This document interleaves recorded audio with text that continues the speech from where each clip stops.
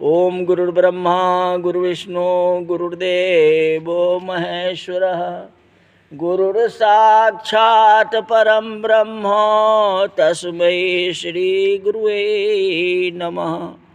आज की कथा में सीता जी ने गणेश जी की वंदना की। गणनायक वरदायक देवा आज लगे कि नीतो सेवा, और बार बार बिनती सुन मोरी, करहूँ चाप गुरदाधि थोरी। इस तरह से सीता जी गणेश जी को मना रहे हैं। कहते हैं जो धनुष को हल्का कर दो, तो भी भगवान जो है धनुष के पास धीरे धीरे जा रहे हैं। अब भगवान किसको पूछेंगे देखो, और सीता जी की चिंता ज़्यादा हो रही है। देखी विपुल विकल बदेही, देखी विकल विपुल बदेही, निमिष पहार कलप समतेई,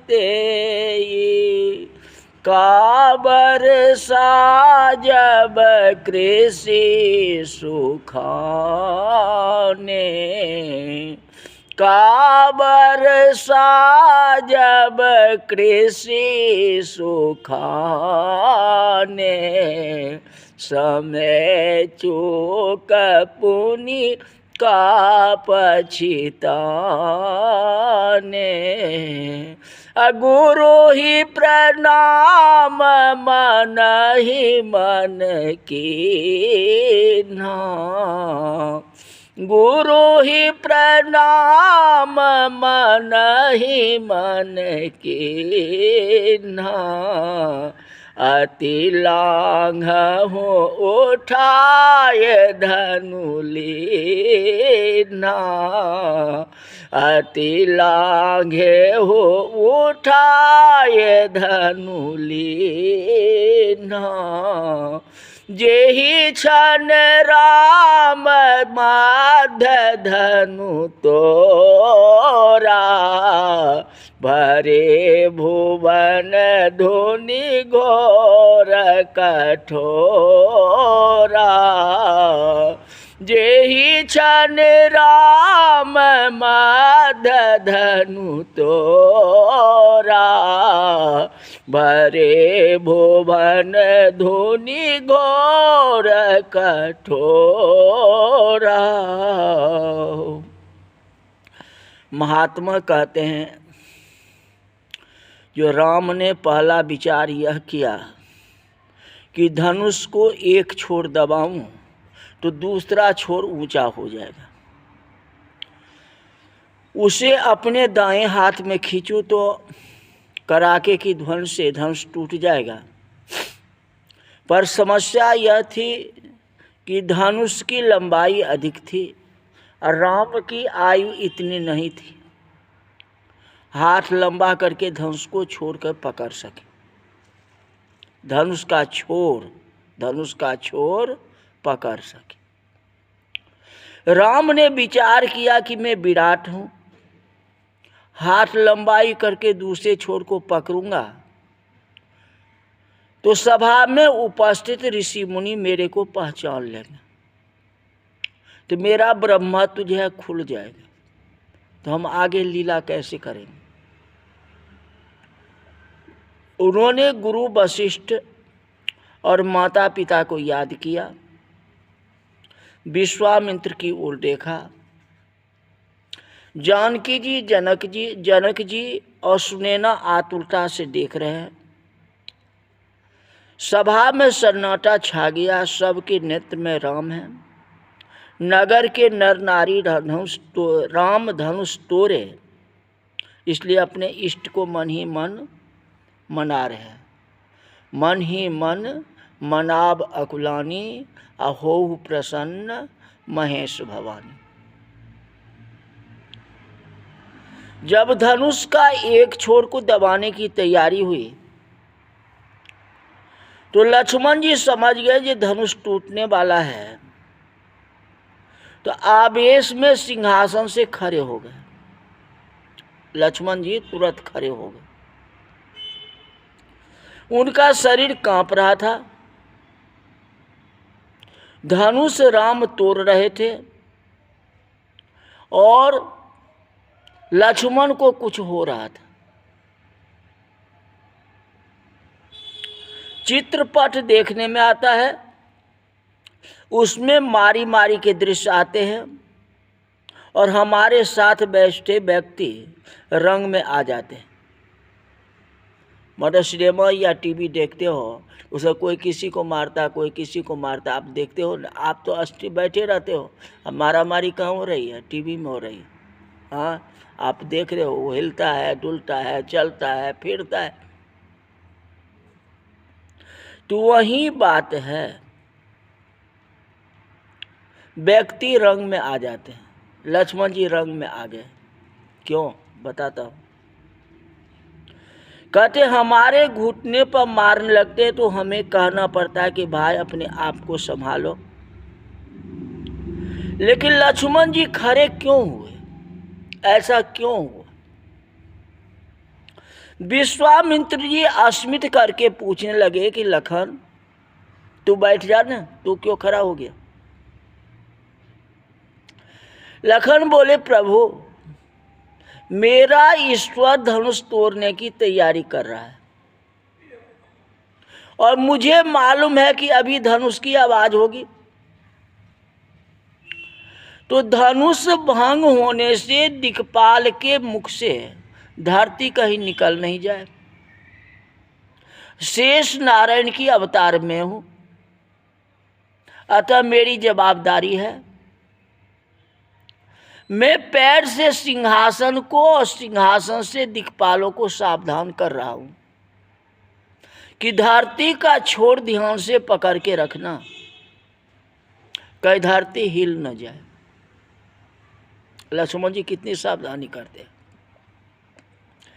दिशि कुंजर हूँ कमठ आही कोला, धरहूँ धरनी धरी धीरन डोला। लक्ष्मण जी ने पांव से ब्रह्मांड को सुरक्षित कर दिया। राम समझ गए कि लक्ष्मण ने सुरक्षा का काम कर दिया।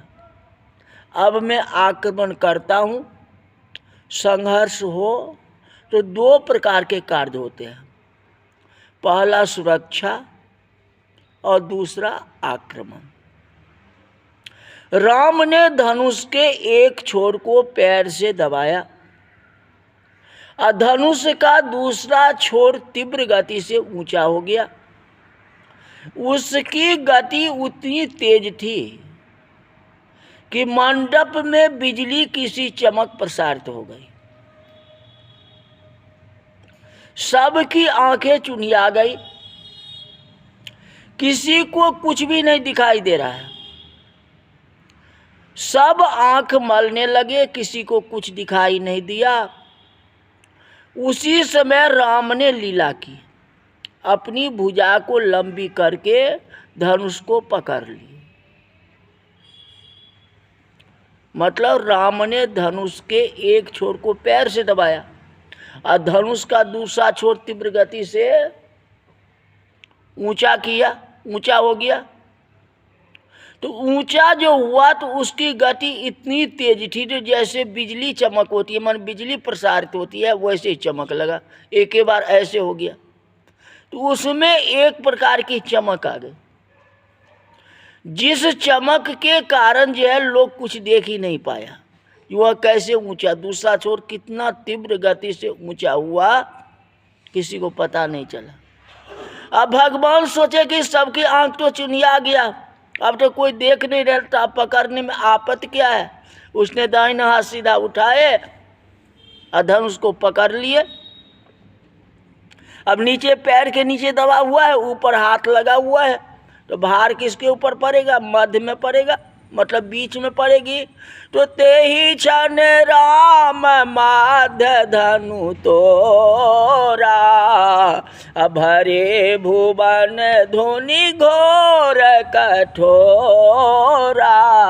एक क्षण के अंदर में ही आंख मल के सब देखते ही रह गए।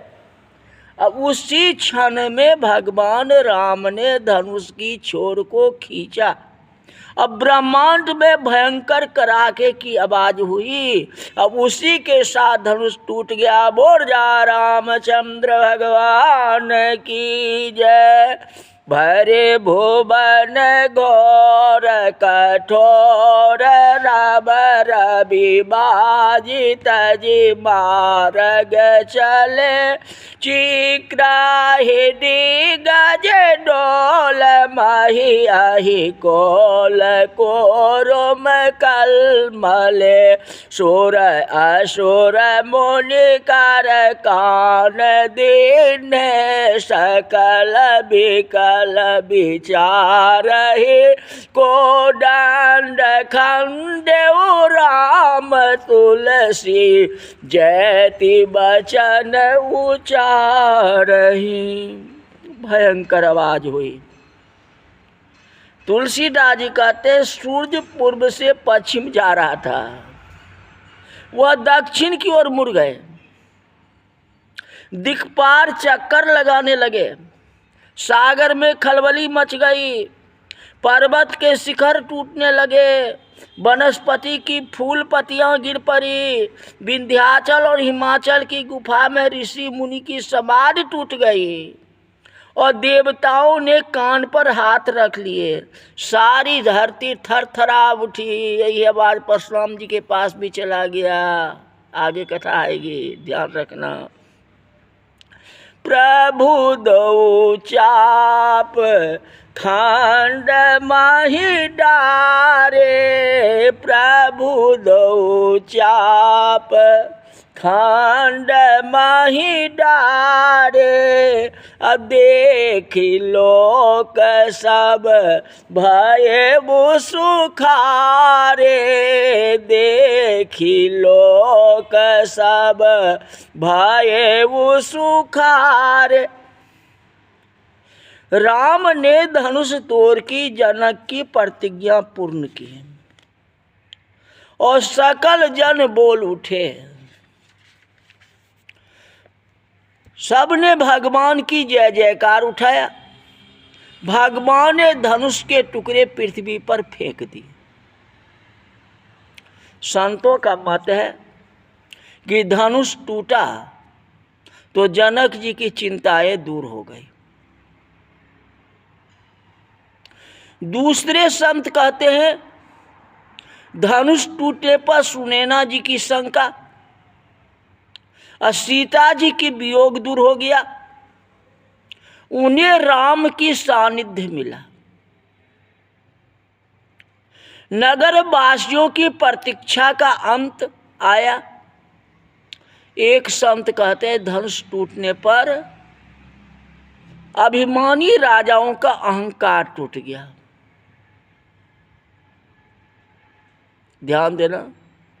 एक संत कहते हैं ये धनुष टूटने से मंदोदरी की चूड़ियां टूटने की तैयारी हो गई थी। तो पतिव्रता, लेकिन संकेत तो आ ही रहा ना, चाहे कुछ हो। अब कर्म जैसा करोगे वैसा ही होगा ना। लाखों कुछ हो, ब्राह्मण हो या क्षत्रिय या कोई भी हो, अगर हम कर्म नहीं करेंगे तो दुर्गति भोगना ही पड़ेगा। और वह दुर्गति जो है अपने संतान के ऊपर पड़ता है, अपने पत्नी के ऊपर पड़ता है। इसलिए अपना कर्म करना चाहिए, क्योंकि कर्म प्रधान विश्व करि राखा। कर्म ही सबसे बड़ा है। जो लाखों विद्वान हो, लेकिन कर्म अगर अच्छा न हो तो ये जो बाल बच्चे के ऊपर पड़ते हैं, परिवार के ऊपर बढ़ते हैं। इससे यही ज्ञान होता है कि रावण ने कर्म तो किया लेकिन अहंकारी जीवन जिया। हम लोगों के पास में अहंकार नहीं आना चाहिए। अगर अहंकार आएगा तो अहंकार का फल जो है बच्चे के ऊपर पड़ेगा। परिवार पत्नी के ऊपर पड़ेगी, उनको दुख उठाना पड़ेगा। ऐसा क्यों करो? एक आप अहंकार करोगे, आपके परिवार के 4 दुखी होंगे, तो ये अच्छी बात नहीं है। इसलिए अहंकार को छोड़ो और तन मन से उन भगवान की प्रार्थना करो, उनकी भगवान की भजन करो, ऐसा नौबत न आए। ये इस तरह की बातें हुआ। आखिर रावण को श्राप था, 3 बार को भगवान के हाथ से मृत्यु लिखी हुई थी, चाहे कुछ भी हो। अहंकार के ही कारण तो ऋषि महाराज को नहीं जाने दिए। संत ने भगवान से मिलने के लिए गए तो उनको रास्ता को रोक दिया, तो संतों ने तो उनको श्राप दे दिया। इसलिए डरना चाहिए, अहंकार को छोड़ देना चाहिए। अब कोई भी व्यक्ति आपके दरवाजे पर आवे, उसको सम्मान करो। आके संत तो मिलने के लिए गए थे ना भगवान के लिए, अगर वैसा संत थे तो द्वारपाल मना क्यों कर दिया? नहीं करना चाहिए। प्रतिफल अपने खुद भोगा और 30 जन्म तक घसीट लेना पड़ा, कष्ट हुआ न, अहंकारी जीवन जीना पड़ा। जिस अहंकारी के बदौलत जो है अपने पूरे परिवार को विध्वंस कर दिया, ऐसा काम कौन करे? इसलिए सदा जीवन जियो और सुखी रहो। आज की कथा यही तक रही। बोल हृदय रामचंद्र भगवान की जय।